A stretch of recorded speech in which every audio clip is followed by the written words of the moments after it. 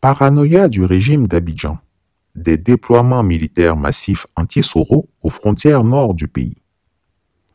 Le raidissement du régime d'Abidjan est de plus en plus marqué et se traduit par un déploiement frénétique de toutes les forces disponibles à travers le pays pour parer à une menace qu'il imagine venir des frontières nord.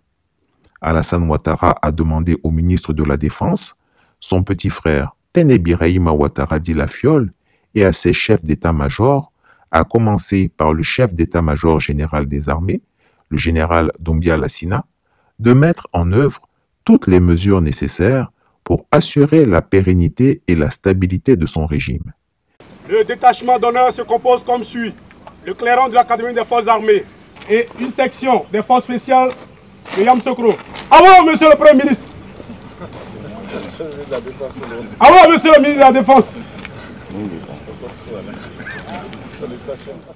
Il considère la présence de Guillaume Soro au Burkina Faso, après le Niger, comme une menace potentielle pour la Ouattari et n'entend pas se laisser faire. S'il doit y avoir une bataille, le dictateur des lagunes a décidé qu'il se battrait jusqu'au sang du dernier soldat ivoirien. Il a ordonné une vigilance maximale sur les frontières avec le Mali et le Burkina Faso et a demandé à ses soldats de se tenir prêts à entrer en guerre à tout moment sur son ordre. L'ancien bras droit du président ivoirien, devenu son opposant, a été reçu par le chef de l'État, le capitaine Ibrahim Traoré. Dr Zoumrana, que vient chercher Guillaume Soro au Burkina Faso? Voici une question difficile à répondre, parce que ce qu'il est venu chercher, sauf peut-être les autorités rencontrées, pourront en tout cas dire la teneur du message porté par Guillaume Soro. Mais ce que je peux bien dire, il y a peut-être des éléments que je vais souligner, mais auparavant, et je sens qu'il y a beaucoup de discussions autour de ça. En temps normal, ce type de polémique ne devait pas avoir lieu. Parce que tout simplement, le Burkina Faso est un pays autonome, indépendant, souverain, bon, qui reçoit qui il veut, quand il veut et comme il veut. Et vous vous souviendrez que lorsque la France, entre-temps, a voulu écraser le Burkina comme le Niger, à cette même période-là, le président Alassane Dramane Ouattara était réussi à l'Élysée. Et si ces mêmes plateaux de télé, bon, on avait discuté et nous avons reconnu que c'est un pays autonome. En tout cas, ils sont libres de leur agenda diplomatique. Donc, de la même manière, le Burkina est libre de son agenda diplomatique. Et aussi, si c'est le fait que Guillaume Soro n'est pas en odeur de sainteté avec son mentor, et là aussi, il y a des éléments. Et vous vous souviendrez aussi que lorsque Blaise Compaoré a été débouté du Burkina suite à l'insurrection, il a été reçu en Côte d'Ivoire. Et on lui a même donné la nationalité, malgré qu'en tout cas, un mandat d'arrêt internet qui planait sur sa tête. Donc, du coup, l'un dans l'autre, moi, je ne vois pas, il n'y a pas de quoi fouetter un chat. Mais, la nationalité est venue avant le mandat d'arrêt, Dr Zoumrana. Oui, mais situé est-il que, en tant qu'ancien président du Burkina Faso, on n'a pas été dupe de comprendre pourquoi il a pris la nationalité. Ce n'est pas parce qu'il le voulait. On sait la raison pour laquelle. Et l'intention était manifeste, en tout cas, de ne pas répondre, en tout cas, aux agents de la justice burkinabé. Ça, au moins, on n'est pas dupe, on le sait. Mais ce qui est important ici, la venue de Guillaume Soro au Burkina, et ça, c'est dans l'absolu. Mais dans les faits, il y a quand même des choses à lui dire. Et qu'est-ce qu'il est venu faire? Ça ne peut qu'être deux éléments. Soit, en tout cas, il est venu parce qu'ici, il se sentirait en sécurité dans notre espace. Soit peut-être il prépare quelque chose, ce qui n'est réellement pas plausible, d'autant plus que si on prépare quelque chose, ça ne se fait pas au grand jour, ça va être dans les coulisses. Et le président Alassane Ouattara est mieux placé pour le savoir.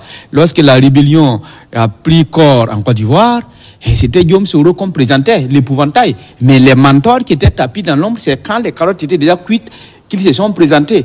Donc, si Guillaume Soro préparait quelque chose, moi, je pense que le travail allait être, c'est un travail de coulisses jusqu'à ce qu'il apparaisse au grand jour quand les choses, en tout cas, seront vers la fin. Donc, l'hypothèse plausible, c'est parce que Guillaume Soro penserait qu'ici serait en sécurité et c'est bien vu. D'autant plus que l'ennemi de mon ennemi est forcément mon ami.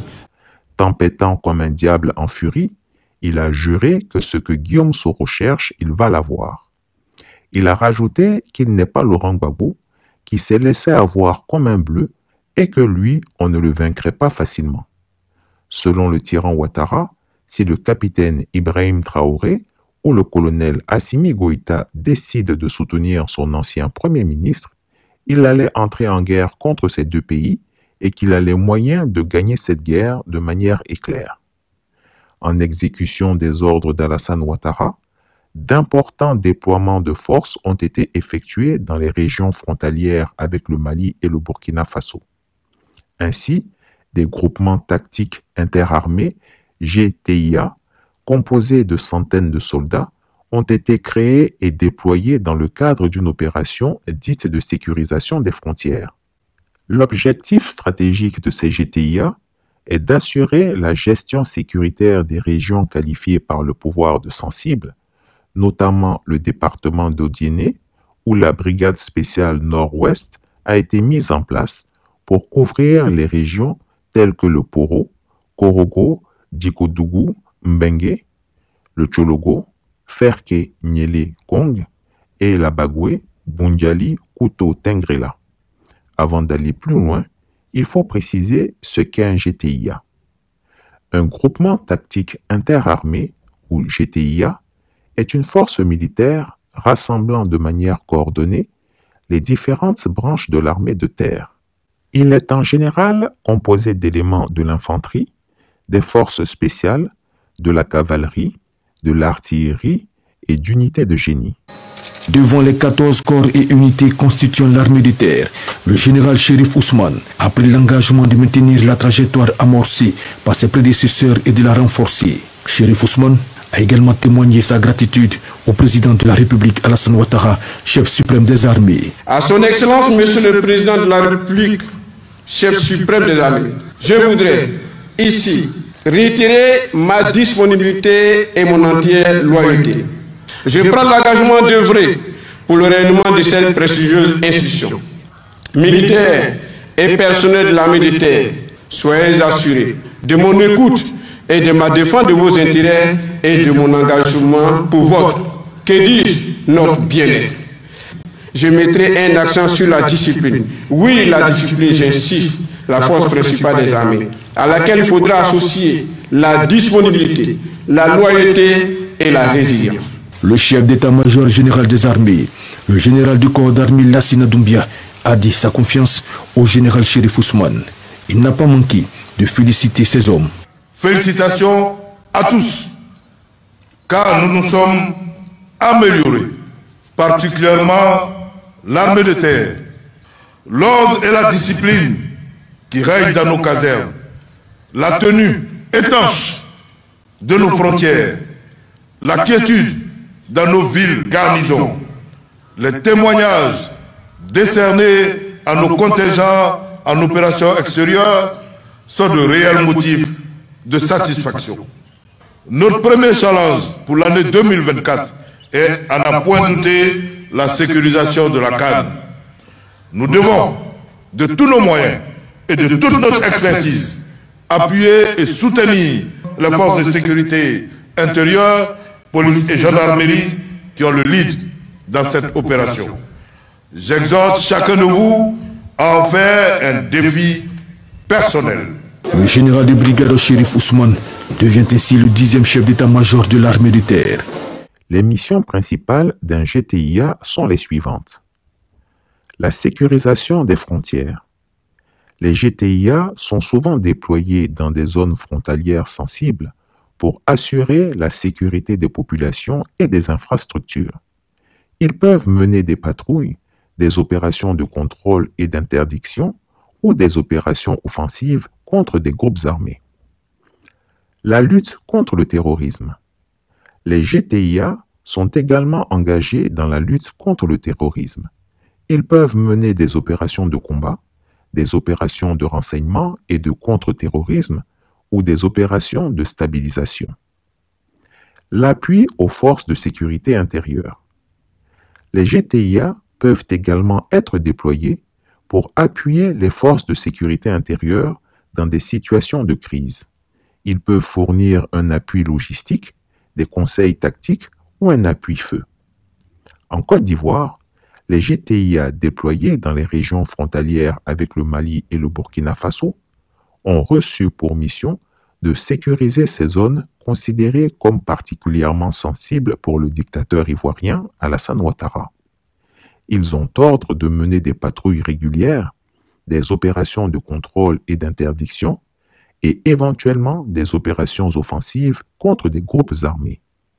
Leurs règles d'engagement les autorisent à l'ouverture du feu contre toute personne ou tout groupe armé s'approchant des frontières ivoiriennes et considéré par eux comme hostile.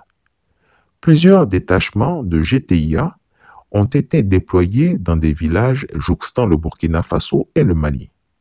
Ils ont ainsi pris position dans les villages de Nigouni, de Pogo, de Laléraba et de Ngadama.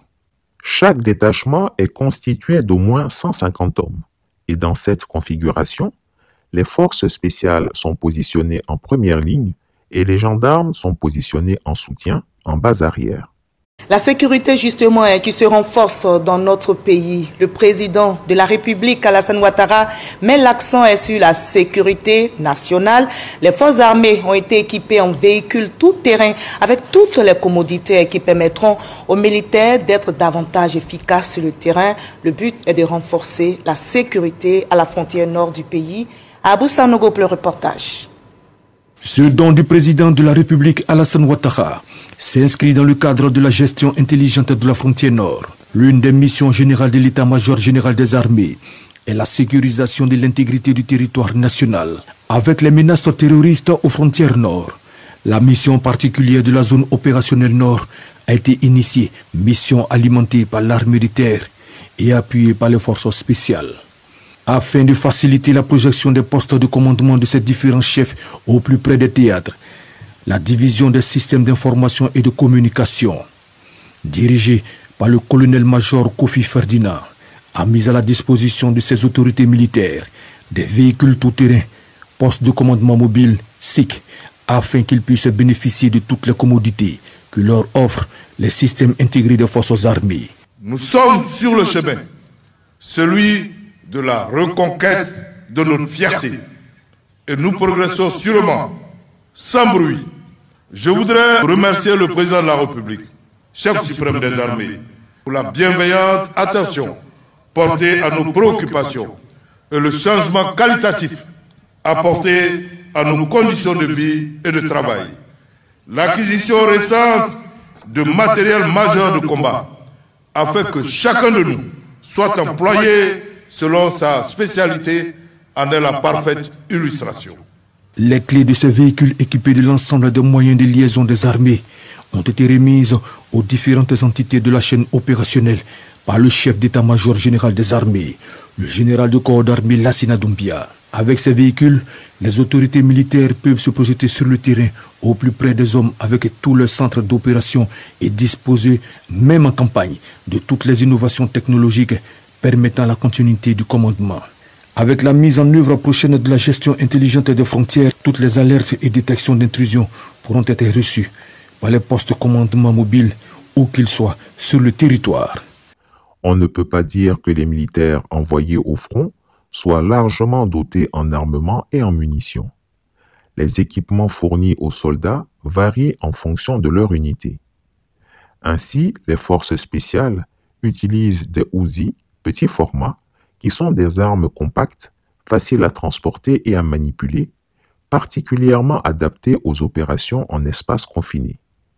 L'Uzi a une cadence de tir élevée, ce qui la rend efficace pour la suppression du feu et le combat rapproché. La suppression du feu est une technique militaire qui consiste à réduire la capacité d'un ennemi à viser et à tirer en le submergeant de balles tirées à flux tendu. Mais cette cadence de feu est largement inférieure à celle d'autres armes à feu, telles que le Kalachnikov AK-47. En cas de combat intense, la cadence de tir élevée de l'Uzi entraîne toujours une surchauffe de l'arme et une perte de précision. Les éléments du bataillon blindé, membres du GTIA, sont eux aussi équipés d'Uzi, mais en grand format et de Kalachnikov AK-47, tous de calibre 9 mm. Tous les soldats déployés se déplacent à bord de VAB, véhicules de l'avant blindé français de marque MK2, surmontées de mitrailleuses lourdes de 12,7 mm. Depuis leur déploiement, ils effectuent jour et nuit des patrouilles régulières le long des frontières pour anticiper toute attaque venant du Mali ou du Burkina Faso. En d'autres termes, ils sont prêts pour la guerre contre ces deux pays. Pour les renforcer, des drones ont été déployés pour surveiller les frontières avec une base opérationnelle à Yamoussoukro. Toutefois, la faiblesse de ce dispositif censé être imparable, c'est le moral des troupes. Il faut dire que les soldats engagés dans ces opérations n'y ont pas le cœur. Il s'explique difficilement un déploiement de cette ampleur juste pour un individu, Guillaume Soro. Plusieurs centaines de soldats mis en mission pour traquer un seul individu, dont on ne sait pas s'il rentrera par le Mali, le Burkina Faso, la Guinée, le Ghana, le Libéria ou ailleurs, cela leur semble disproportionné. En plus de cela, on peut évoquer la détermination passée d'Alassane Ouattara à envoyer des militaires ivoiriens au Niger pour aller mourir dans le sable du désert pour une cause qui n'est pas la leur. Les retards dans les versements des primes de motivation des soldats mobilisés n'aident pas non plus à entretenir leur morale, ainsi que l'incident récent impliquant 2 gendarmes ivoiriens interpellés au Burkina Faso sur son territoire, sans qu'on sache réellement ce qu'ils étaient allés y faire. Tous ces éléments agissent sur le moral des troupes déployées et ne les encouragent guère à mener une guerre contre 2 États voisins qui ne nous ont jamais menacés ni fait montre de la moindre velléité d'agression contre notre pays. Ils sont fatigués de cette paranoïa du despote des lagunes qui le pousse à voir le diable partout où Guillaume Soro passe et qui pour cela pousse les soldats à se surmener pour rien. Il commence à s'énerver de toute cette agitation inutile. Chris Yapi ne ment pas. Retrouvez Chris Yapi sur ses 2 chaînes YouTube, sa chaîne Dailymotion, Instagram et VK.